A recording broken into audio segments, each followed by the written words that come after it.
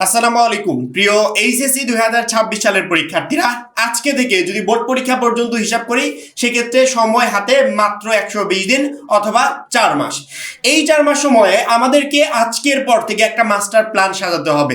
আমার ভিডিওগুলো যে সমস্ত শিক্ষার্থীরা রেগুলার দেখে, আমার মনে হয় না যে তাদের কোনো প্ল্যানিং করতে হয়, কোনো রুটিন রেডি করতে হয়, কোনো কিছু করতে হয়, জাস্ট স্টাডি করতে হয়। কারণ কি, স্টাডি ব্যতীত আদার্স যা কিছু আছে সবকিছু আমি রেডি করে দিই। মাত্র 310 টাকায় যারা এখনো আমাদের এইচএসসি 26 টার্গেট প্লাস কোর্সে যুক্ত হন, খুবই দ্রুত করো। কারণ কি, একটা মাত্র কোর্সে তুমি শেষ মুহূর্তের একদম শর্টকাট সাজেশন পাবে, সকল গ্রুপের পিডিএফ আকারে, বিগত কয়েক বছরের বোর্ড এমসিকিউ পাবে উত্তর সহ পিডিএফ আকারে, প্রত্যেকটা সাবজেক্টের প্রত্যেকটা চ্যাপ্টার অ্যানালাইসিস করা জ্ঞানমূলক নেতাবনমূলক প্রশ্ন উত্তর পাবে পিডিএফ আকারে, লিখিত অংশে শর্টকাট টেকনিক, গ্রামার অংশে শর্টকাট টেকনিক, পড়াশোনার রুটিন, এ প্লাস গাইডলাইন, এভরিথিং পাবে এই একটা মাত্র কোর্সে। সামনে সময় খুবই অল্প, এই জন্য যারা এখনো কোর্সে যুক্ত হন, এই স্ক্রিনে দেওয়া নাম্বারে 310 টাকা কোর্স ফি পাঠিয়ে এই নাম্বারে হোয়াটসঅ্যাপে আমাকে জানাবে ভাই কোর্স ফি পাঠিয়েছি, সাথে সাথে তোমাকে গ্রুপে যুক্ত করে নিব, তখন থেকে তোমার প্লাস প্রস্তুতি শুরু হয়ে যাবে।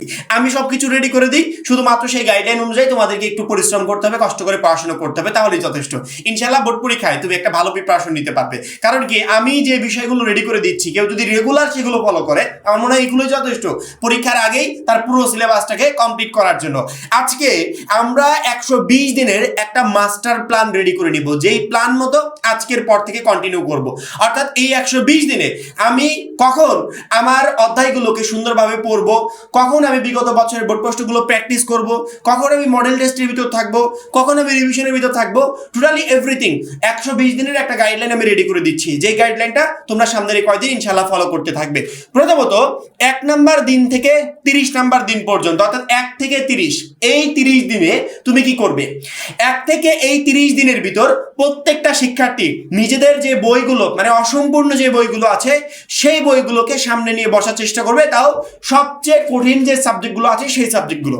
সহজ সাবজেক্ট পরীক্ষার আগে 1 দিন 2 দিন পড়লেও হয়ে যায়, কিন্তু কঠিন সাবজেক্টগুলো পরীক্ষার আগে যদি 15 দিন সময় পাও, ওই 15 দিনও কমপ্লিট করতে পারবে না। কারণ কি, ওই সময় তুমি মনে করবে যে একটা সাবজেক্টের পিছনে আমি 10 দিন সময় নষ্ট করবো, কোনো দরকার আছে? কোনো দরকার নেই। আমি কি করি, এটা ফেলে রাখি, অন্য একটা সাবজেক্ট পড়ি। সেক্ষেত্রে কি হবে, ওই কঠিন সাবজেক্টটার আগে যে 2 দিন ছুটি পেলে, ওই 2 দিন ছুটিতে দেখা গেল 2-3টা অধ্যায় কমপ্লিট করতে পারবে না। পরবর্তী রেজাল্ট কি, ওই সাবজেক্টে ফেল। কোনো প্রয়োজন আছে? এখন তোমার হাতে অনেক টাইম আছে। এই 1 নাম্বার দিন থেকে 30 নাম্বার দিন পর্যন্ত তোমার মেইন কাজ হবে, তুমি তোমার কঠিন সাবজেক্টগুলোকে আগে কমপ্লিট করবে। সেই সাথে নতুন যে অধ্যায়গুলো বাদ আছে, অর্থাৎ যে অধ্যায়গুলো আমি পড়ি না, অর্থাৎ অসম্পূর্ণ পড়া, 1 নাম্বার থেকে 30 নাম্বার দিন পর্যন্ত, এই 30 দিনের ভিতর তোমাকে কমপ্লিট করতে হবে। অর্থাৎ প্রথম 30 দিন তোমার শুধুমাত্র কাজ, তুমি অসম্পূর্ণ কাজগুলো শেষ করবে। এখন অসম্পূর্ণ কাজ কি? একটা সাবজেক্টের 5টা চ্যাপ্টার বাদ আছে, ওই 5টা চ্যাপ্টার কমপ্লিট করতে হবে। একটা অধ্যায়ের অর্ধেক পড়েছে, অর্ধেক বাদ আছে, ওগুলো কমপ্লিট করতে হবে। অর্থাৎ যেগুলো অসম্পূর্ণ আছে সেগুলো তোমাকে শেষ করতে হবে, তাও কঠিন কঠিন সাবজেক্টগুলোতে। সহজ সাবজেক্ট না, সহজ সাবজেক্ট পড়ার লাস্টে অনেক টাইম পাবো, কঠিন সাবজেক্টগুলোতে শেষ করতে হবে। 1 থেকে 30 নাম্বার দিন পর্যন্ত তোমার টানা কাজ শুধুমাত্র এটা, নতুন টপিকগুলো পড়া, অর্থাৎ যেগুলো এতদিন পড়তে পারো না বা যেগুলো লাস্টের দিকে গিয়ে কমপ্লিট করতে পারবে না।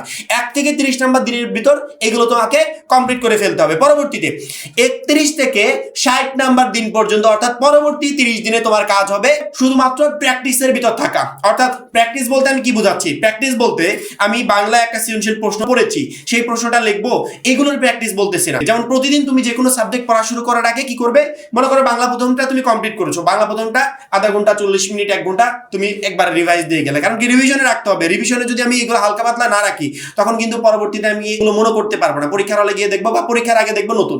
মানে অনেক শিক্ষার্থী কমেন্ট করে যে ভাইয়া যতই পড়তে গেলে মনে হয় সবকিছু নতুন, এরকম একটা অবস্থা হয়ে যাবে।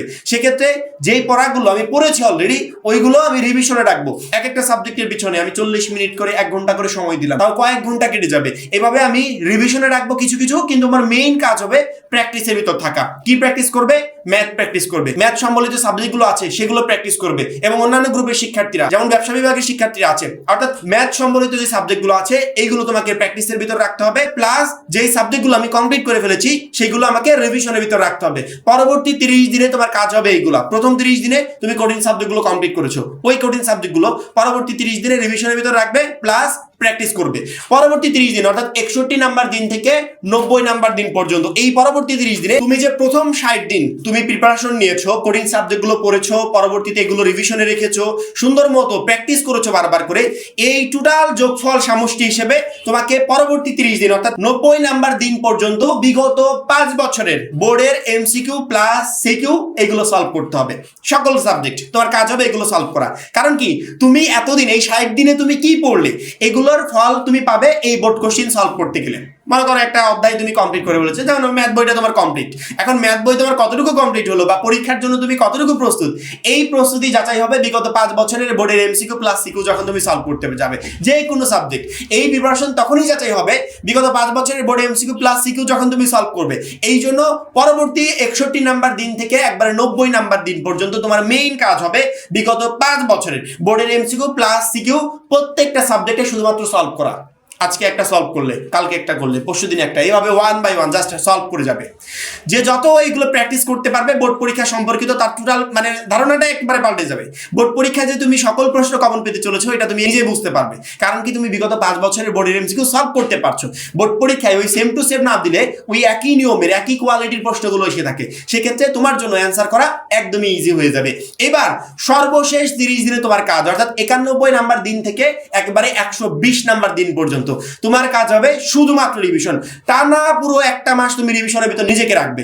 প্রথম 30 দিনে তুমি যে যে সাবজেক্টগুলোকে কঠিন মনে হতো, যেগুলো অসম্পূর্ণ ছিল, সেগুলো তুমি সম্পূর্ণ করলে। পরবর্তী 30 দিনে এগুলো রিভিশন দিলে প্লাস প্র্যাকটিস করলে। পরবর্তী 30 দিনে বিগত 5 বছরের বোর্ডের এমসিকিউ প্লাস সিকিউ শুধুমাত্র সমাধান করলে। এবার লাস্টের 30 দিনে কাজ হবে প্রত্যেকটা সাবজেক্ট শুধুমাত্র রিভিশন, আর কোনো কথা নেই, শুধুমাত্র রিভিশন করবে একের পর এক। একটা সাবজেক্ট রিভিশন করেছো শেষ, আরেকটা ধরলে, আরেকটা রিভিশন করেছো শেষ, আরেকটা ধরলে। এক একটা সাবজেক্ট 5 বার 10 বার 15 বার যেই কয়বার পারো রিভিশন দেওয়া যায় সেই কয়বার জাস্ট রিভিশন দিতে থাকবে। অর্থাৎ 1 বাই 1 তুমি শুধুমাত্র রিভিশন দিয়ে দিবে। লাস্টের 30 দিন তোমার কাজই হবে এটা রিভিশন দেওয়া। কারণ কি, যে যত রিভিশন দিতে পারবে শেষ দিকে সে তত পরীক্ষায় ভালো রেজাল্ট করবে, তত পরিমাণে প্রশ্ন কমন পাবে। রিভিশনের বাইরে আর কোনো কাজ নাই, কিন্তু আমরা এই রিভিশন দেওয়ার টাইমটাই পাই না। কারণ ওই যে অগোছালোভাবে পড়ি, লাস্টের দিকে কি পড়বো না এগুলো ভাবতে ভাবতে রিভিশন দেওয়ার টাইম শেষ। অথচ সুন্দরভাবে 120 দিন যদি আমি গুছিয়ে নিয়ে পড়তে পারি, সেক্ষেত্রে আমার কিন্তু এই রিভিশন দেওয়ার টাইমও থাকে, আমার প্র্যাকটিস করার টাইমও থাকে, আমার কোডিং সাবজেক্ট কমপ্লিট করার টাইমও থাকে, সবকিছু টাইমও থাকে। কিন্তু আমরা এই প্ল্যানিংটা সাজাতে পারি না।